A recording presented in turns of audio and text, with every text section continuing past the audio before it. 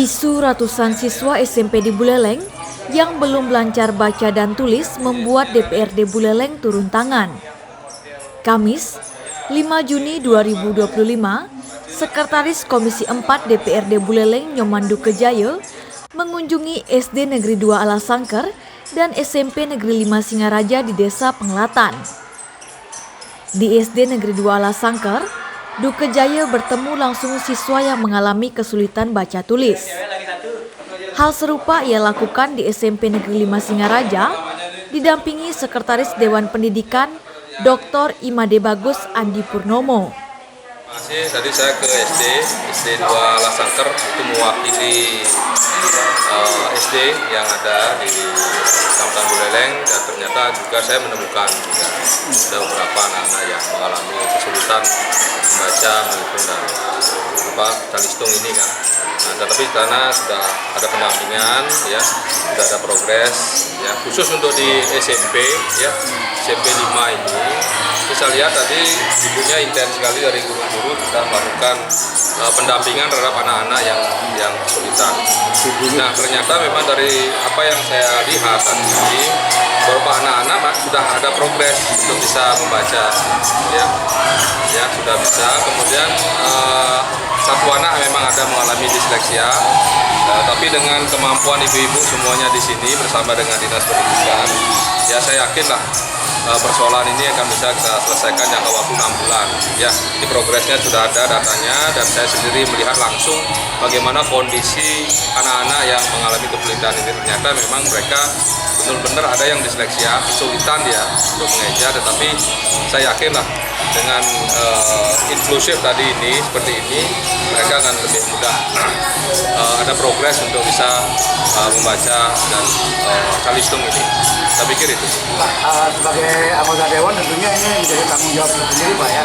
Nah, apa nanti ada kelanjutan dari kegiatan melakukan ini seperti pengawasan atau kembali lagi melihat secara ini? Ya seperti ini dah.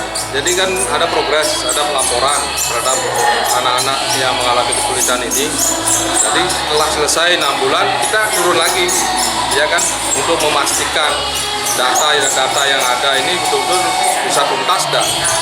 Karena kita kan bahwa calistung ini adalah basic, dasarnya ilmu ada di sini. Kalau ini belum selesai, ya kita nggak bisa akan mengikuti pengetahuan yang lain begitu.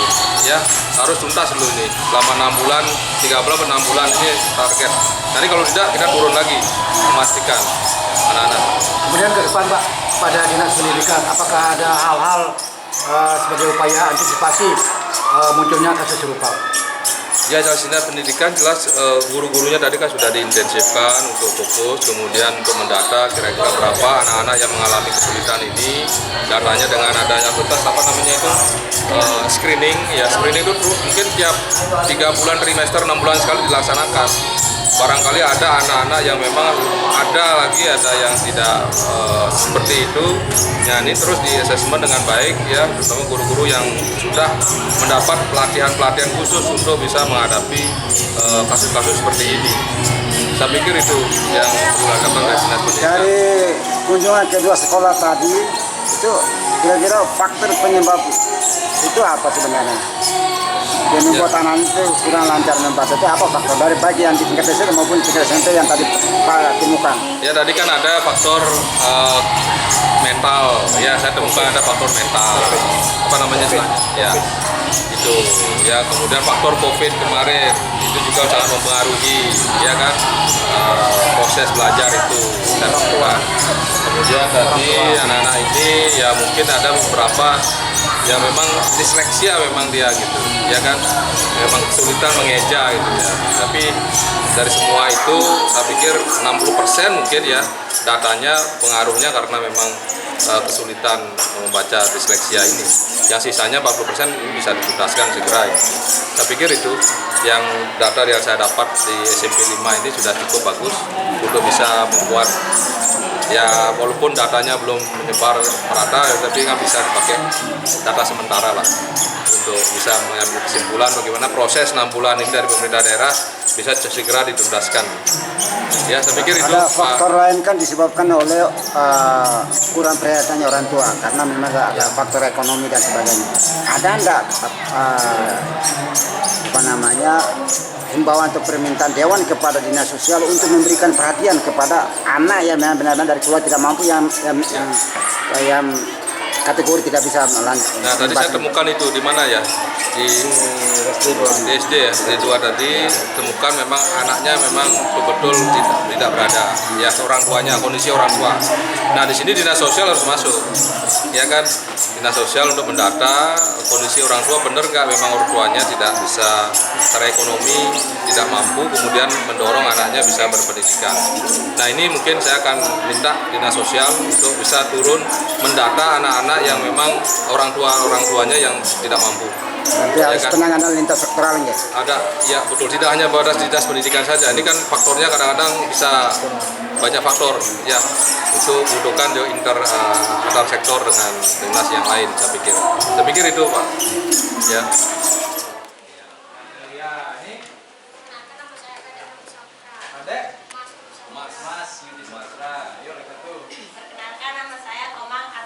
Kepala SD Negeri 2 Alasangker menyebut ada 8 siswa di sekolahnya yang belum lancar membaca dan menulis. Ada data awal kami punya 8 anak, 3 anak di kelas 4 dan 5 anak di kelas 5. Nah, kemudian semenjak bulan April itu kami sudah lakukan pendampingan yang lebih intensif kepada ke-8 anak itu, sehingga di akhir bulan Mei kemarin 1 anak itu dari 8 itu 1 anak sudah mencapai peningkatan yang cukup signifikan, dia sudah lancar baca kalimat. Nah, kemudian yang 7 ini memang sudah ada perkembangan dan terus kami dampingi, termasuk ada bantuan dari adik-adik mahasiswa untuk mendampingi kami. Mahasiswa dari Perkuturan itu mendampingi kami selama 8 kali pertemuan. Kemudian selanjutnya sampai sekarang dan kami sudah merancang juga nanti sampai kenaikan kelas itu anak-anak akan tetap anak yang 7 ini tetap mendapatkan pendampingan yang intensif oleh tim dari guru-guru kami. Seperti itu. Sementara itu, di SMP Negeri 5 Singaraja, seorang siswa kelas 9 yang belum lancar baca tulis tetap diluluskan tahun ajaran ini. Berikut penjelasan Kepala Sekolah, Ketut Ngurah Yase. Yang sekarang ada 1 orang. Mengapa kami dalam rapat meluluskan 1? Dia rajin masuk, Pak. Dari segi masuk rajin. Nah, dia bertanggung jawab dan tugas, tetapi memang kalau diperiksa tidak sesuai ekspektasi. Sudah. Ini ya bahan-bahan pertimbangan kami juga. Akhirnya secara lisan dia ditanya, akhirnya bisa gitu, kita luluskan deh ini. Nanti kelas 9 ya? Ya, kelas 9 1 orang. Yang sekarang Pak ya? 1 orang ya. Dan juga kami juga berpikir dengan teman-teman, nanti kan di masyarakat juga akan berkembang dia pada saat nanti. Itu dasar pertimbangan kami. Dan itu sudah kami laporkan ke dinas, karena dia minta laporan apa diluluskan.